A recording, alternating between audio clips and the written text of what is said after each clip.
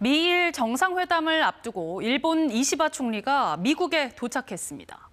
반면 부총리의 대통령 권한대행 체제인 우리나라는 트럼프 대통령과의 통화 일정도 확정하지 못하고 있습니다.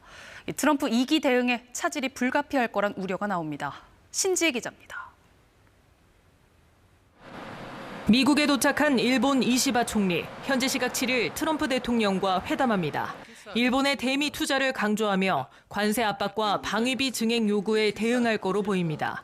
부총리의 대통령 권한대행 체제인 우리나라는 사정이 다릅니다.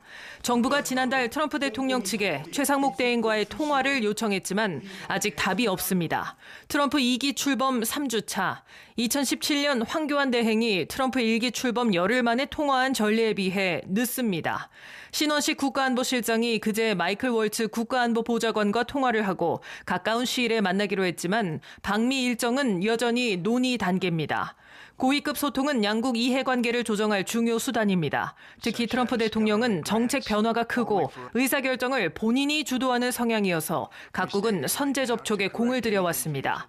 대통령실 관계자는 상황은 유동적이지만 한미동맹의 중요성을 감안해 양국이 여러 접촉을 추진하는 상태라며 미국 측과 계속 소통하겠다고 밝혔습니다. 다만 탄핵 국면으로 정부가 장기 전략을 세우기 어려운 상황이어서 미국과 대면하더라도 깊이 있는 논의가 어려울 거란 우려도 제기됩니다. 정부는 부처 합동으로 수시로 대책회의를 열고 있다며 트럼프 측과 접촉 가능한 기업인 등 다양한 경로로 소통을 시도하고 있습니다. 외교 차질 우려 속에 최 대행은 오늘 합동참모본부를 처음 방문해 북한의 어떠한 도발에도 즉각 대응할 태세를 갖춰야 한다고 강조했습니다. KBS 뉴스 신지혜입니다.